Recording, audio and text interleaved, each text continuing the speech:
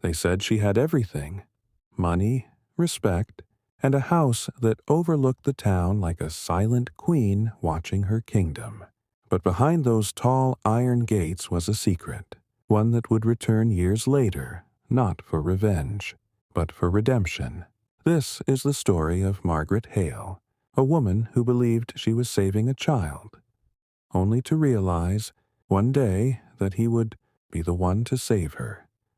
It began on a cold winter morning in 1998.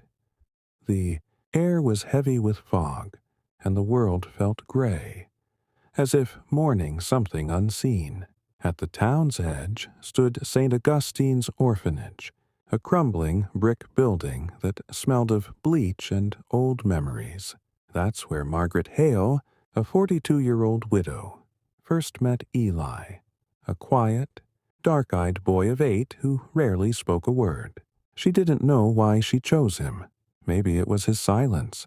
Maybe it was the way he looked at her. Not with hope, but with suspicion, as if life had already taught him that nothing kind ever lasted. The nuns called him troubled. Margaret called him home. At first, life in the Hale mansion was uneasy. Margaret was a woman of structure. Polished silverware, strict schedules, dinner at 6 sharp. Eli, on the other hand, was chaos wrapped in fear. He had nightmares. He screamed in his sleep. Sometimes, Margaret would find him sitting at the end of the hallway, staring into the dark, but she never gave up on him. She'd kneel beside his bed and whisper, "You're safe now, Eli. No one can hurt you here." And for a while, that was true. But as the years passed, a darker presence began to take root. Not inside the boy, but inside Margaret's world. Enter Charles Benton, Margaret's late husband's business partner, a man everyone respected, but few truly knew. When Margaret's husband died, Charles had promised to help her manage the estate. But help soon became control. He'd belittle her at meetings, forge signatures, and whisper to investors that she was emotionally unstable. By 2006, she was practically a prisoner in her own home. And Charles, the master, pulling the strings. Eli, now a teenager, saw it all. He watched how Charles shouted at her, how he moved money behind her back, how fear began to live in her eyes. And one night, Eli swore to himself he would never let anyone hurt her again. It was late autumn when it happened. Charles came to the mansion unannounced, drunk and angry. He accused Margaret of embezzling funds, the very ones he'd stolen himself. His voice echoed through the marble halls like thunder. When she tried to defend herself, he struck her. That's when Eli stepped in. He was 17 now, tall, silent, with a fire behind his eyes that Charles had never seen before. He didn't yell. He didn't threaten. He untouchable. Months. Sign the papers, Maggie. It's over. But fate, as it often does in stories like this, had a different plan. The next morning, Charles was found dead in his car, slumped over the steering wheel near the cliffs outside town. Police ruled it an accident. Brake failure. But Margaret knew better, and when she looked into Eli's eyes that night, she saw something she hadn't seen before. Calm, resolve, and maybe guilt. The years that followed were quiet. Margaret rebuilt her life. The estate became hers again. Eli left for college, became a mechanical engineer, and visited when he could. They didn't speak of Charles Benton, not once, but sometimes, late at night, Margaret would hear the faint sound of tires screeching in her dreams, and wonder what really happened that night on the cliffs. Still, she believed in second chances, for Eli and for herself, until fate came knocking again. 15 years later, Margaret was 65 and living alone, in the same house she'd once shared with both her husband, and her adopted son. One rainy evening, there was a knock on her door. She opened it to find a man in a black hood. Tall, silent, holding something wrapped in cloth. Before she could react, the man lunged forward. Glass shattered. A struggle, a scream. The man pushed her to the floor, demanding cash and jewelry. Margaret could barely breathe. Her vision blurred. And then, headlights cut through the rain. A car screeched to a stop outside. Footsteps. A voice. Get away from her. It was Eli. Eli had returned from out of state after a business trip. He'd called, but she hadn't answered. Something told him to drive straight to her house. What happened next was chaos. The sound of struggle. A fight. A single gunshot. When police arrived, they found the intruder wounded on the floor, and Eli holding Margaret in his arms.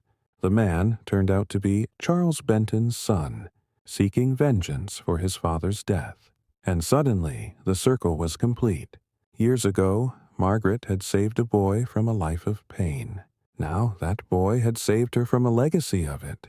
But as the police led the attacker away, one officer handed Margaret a small, rusted key they'd found in the man's pocket.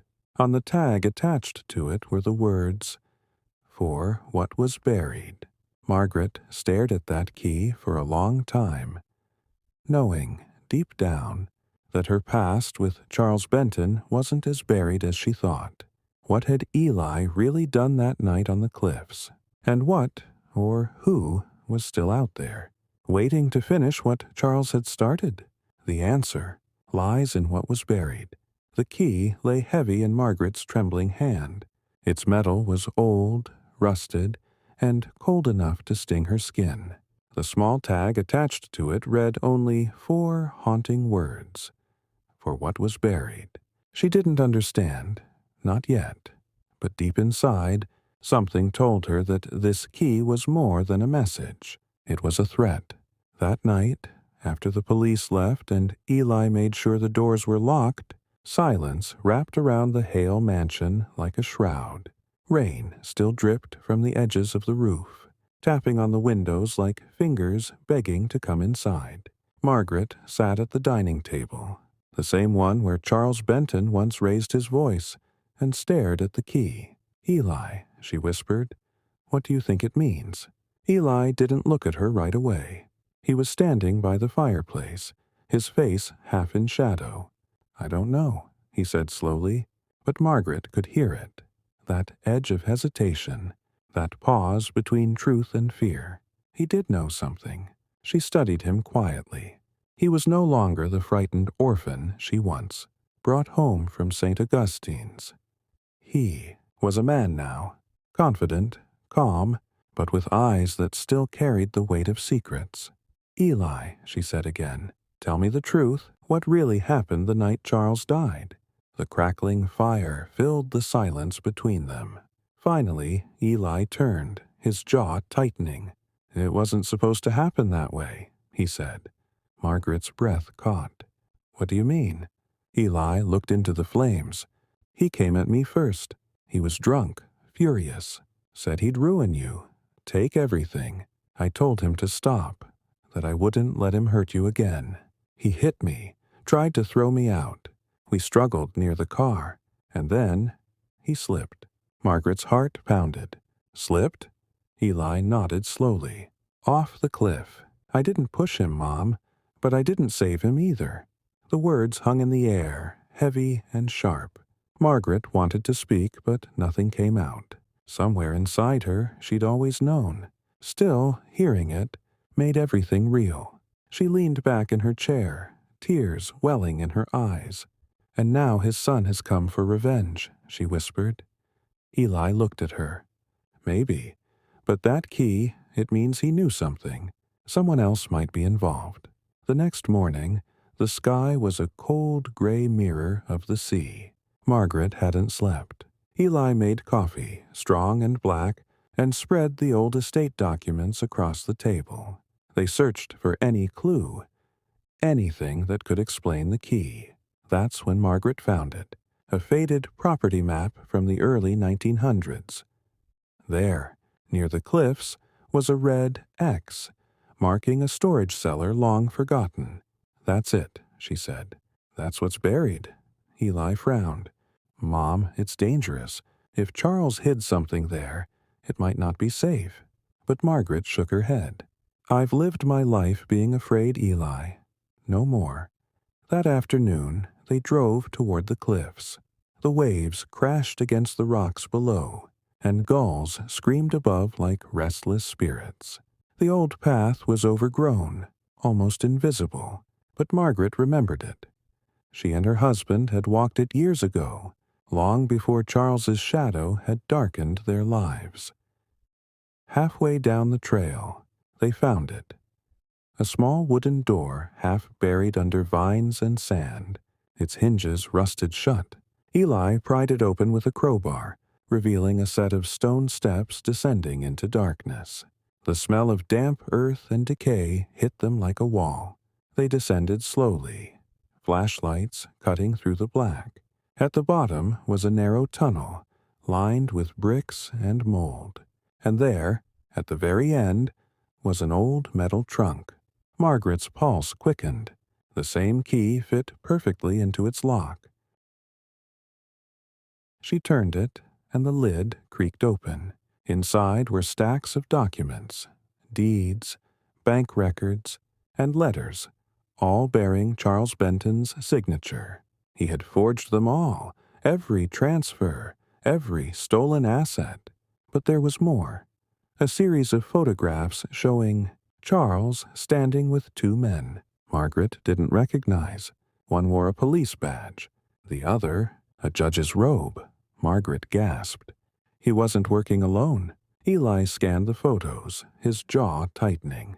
"This goes deeper than I thought.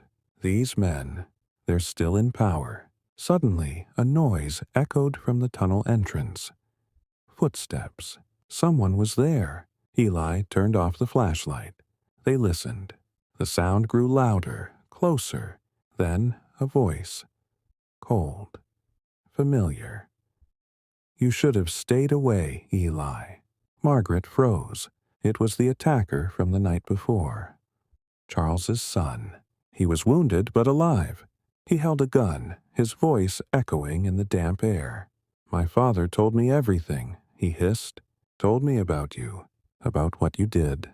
Eli stepped forward, shielding Margaret. "Your father destroyed lives. He stole from her, from everyone. He got what he deserved." The man sneered. "Maybe, but justice is mine now." Before he could fire, the ground trembled. A low, thunderous crack split through the tunnel. The old walls began to crumble. Rocks fell, dust filled the air. The cliff above was collapsing. "Run!" Eli shouted. They raced toward the stairs, the tunnel caving in behind them. The gun fired, once, twice, echoing through the dark. Margaret screamed, reaching for Eli's hand as debris rained down. They burst out into the open, gasping for air. The tunnel collapsed completely, swallowing the man and everything inside. For a long moment, there was only the sound of the waves below. Then Margaret looked at Eli and saw blood on his shoulder. "No," she whispered, pressing her hands against the wound. "Stay with me." Eli smiled faintly. "It's okay, Mom. You saved me once. Guess I finally returned the favor." Sirens wailed in the distance. Someone must have heard the gunshots. As the police arrived, Margaret clutched the rusted key in her fist. The evidence was gone, buried beneath the cliffs again. But so were the secrets of men who thought they were untouchable. Days later, Margaret sat alone on her porch, watching the ocean churn under a gray sky. Eli was alive, recovering in the hospital. The papers called it an accident, just like they did all those years ago. But Margaret knew. Nothing about her life had ever been accidental. Every act of cruelty, every secret, every loss, it had led her here. She took the key from her pocket and stared at it one last time before tossing it into the waves, Let the sea keep its secrets, she whispered. But as the wind rose and the waves crashed harder, she noticed something glinting in the sand near the cliff's edge. A small, golden locket, half buried.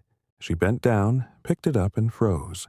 Inside the locket was a photograph of her husband, Charles Benton, and Eli, taken years before she ever met the boy. Her heart stopped. She looked back toward the ocean, her mind racing. Who was? The photograph trembled in Margaret's hand. Her late husband, Charles Benton, standing beside a much younger Eli. The date at the bottom read 1993, 5 years before she had ever met him. Her heart pounded. Eli wasn't an orphan. Questions crashed through her mind like waves against the cliffs. Who was he?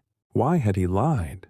And how had Charles known him before she even entered the picture? She drove to the hospital that night, rain pounding against the windshield. Eli lay pale but awake. When he saw her, his expression shifted, guilt flickering behind his eyes. "You found it," he murmured. Margaret's voice broke. "Tell me the truth, Eli. Who are you?" He stared at the ceiling. "My real name is Elijah Benton." The room fell silent. "Charles was my father." Margaret froze, her breath catching in her throat. "No, that's impossible." Eli nodded weakly. "He had an affair before you met him. My mother died when I was 8. He sent me to St. Augustine's, said he'd come back for me, but he never did. When you came to the orphanage, he made them give me to you. He said, you'd take care of me better than he ever could." Tears streamed down Margaret's face. "Why didn't you tell me?" Eli looked at her, his eyes filled with pain. "Because I wanted to earn your love, not inherit it. You were the only real family I ever had." Margaret sat beside him, shaking. "And the night on the cliffs?" He hesitated. "He wanted to destroy you, Mom. I couldn't let him. He slipped, yes, but I didn't try to save him. I wanted him to pay." The truth tore through her heart, a mix of grief and relief. Everything she thought she knew, love, family, redemption, was tangled in betrayal. Yet, as she looked at Eli, she saw not the son of her enemy, but the boy she raised, the one who saved her life. She took his hand. "You may be his by blood," she whispered, "but you'll always be mine by heart." Outside, thunder rolled across the cliffs, but somewhere in the distance, police sirens wailed again, growing louder. Margaret turned toward the window. A black car had pulled up outside the hospital. 2 men in suits stepped out, badges glinting in the rain. Eli's grip tightened. "They're not here for my father," he said softly. "They're here for me."